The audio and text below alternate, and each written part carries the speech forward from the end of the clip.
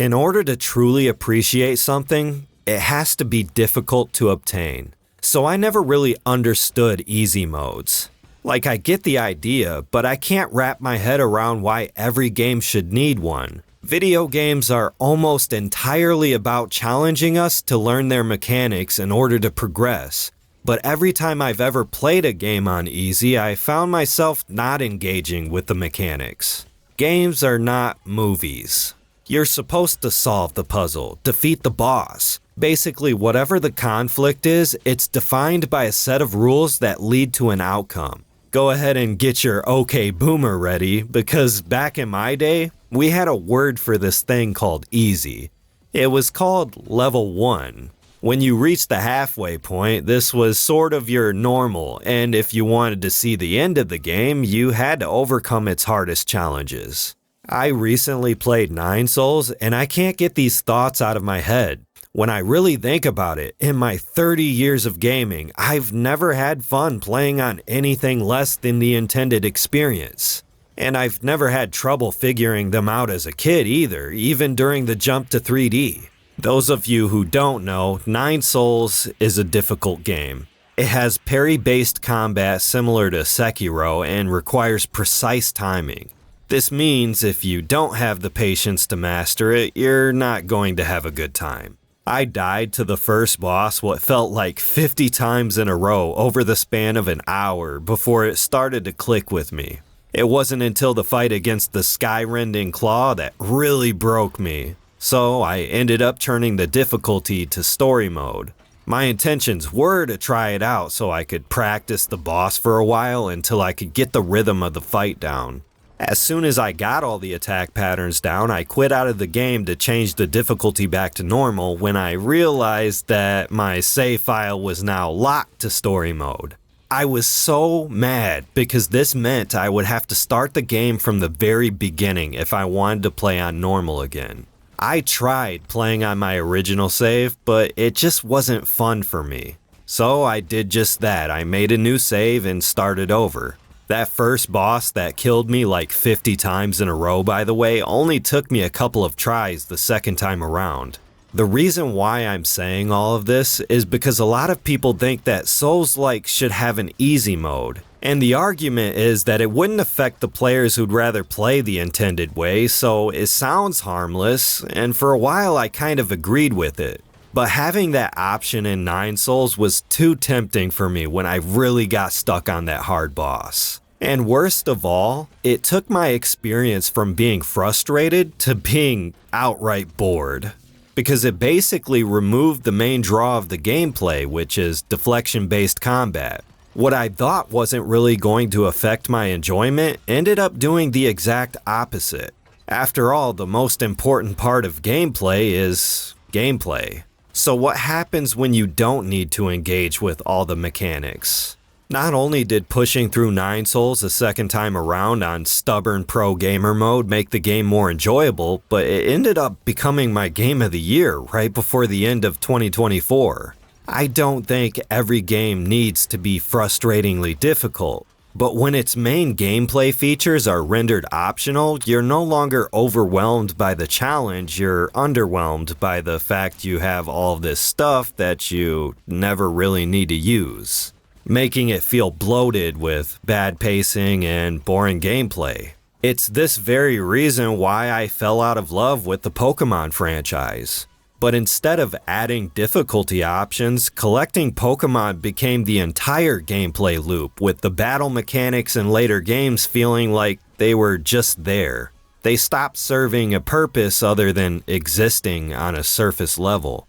There were no incentives to engage with the mechanics without self-imposing rules on yourself like Nuzlocking.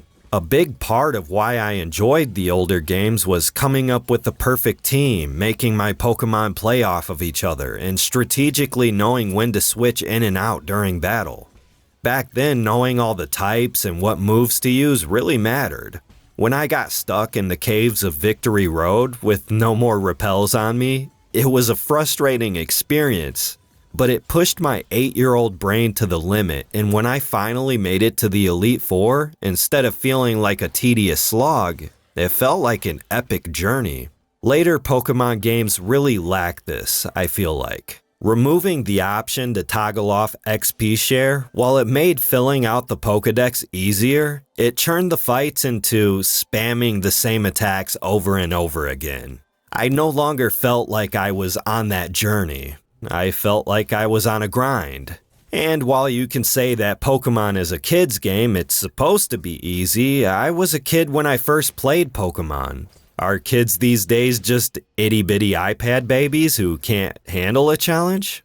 What about the people who grew up with the franchise? Wouldn't you capture a broader audience by adding difficulty options?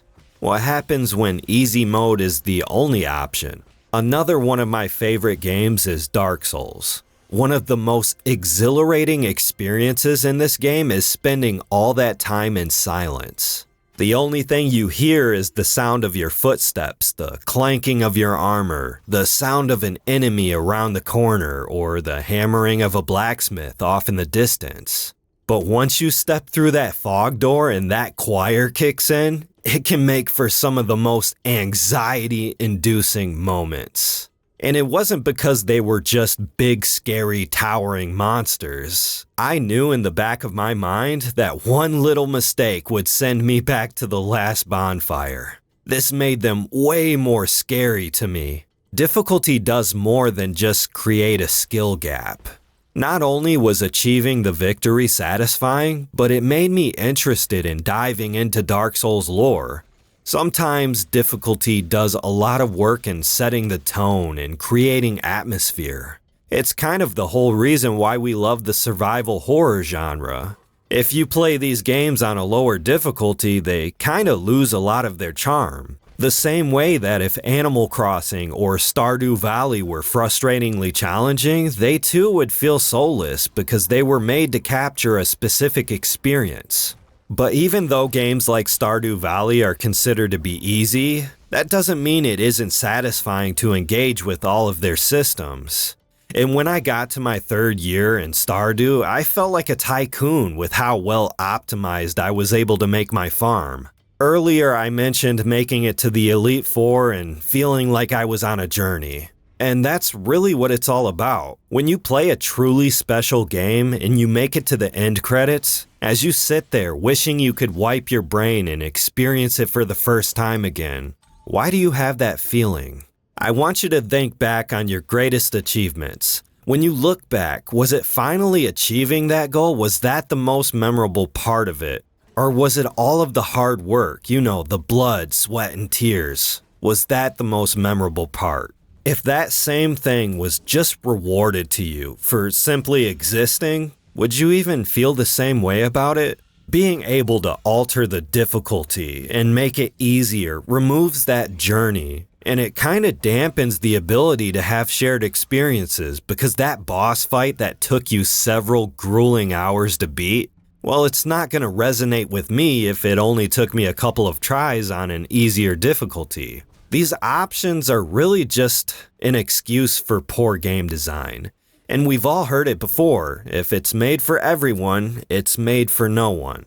The reason why we miss older games is because they were made by small teams with a smaller budget, but they had a clear vision. And easy modes were barely a thing back then.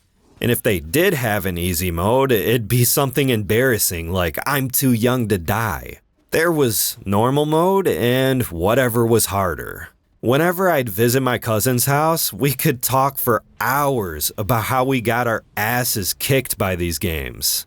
This doesn't mean I don't cringe whenever I hear elitists tell other people that the reason they don't like a game is because of a skill issue. Games aren't supposed to be for everyone. Just because we don't like a certain game doesn't mean we think the game sucks. Baldur's Gate 3 is a perfect example for me.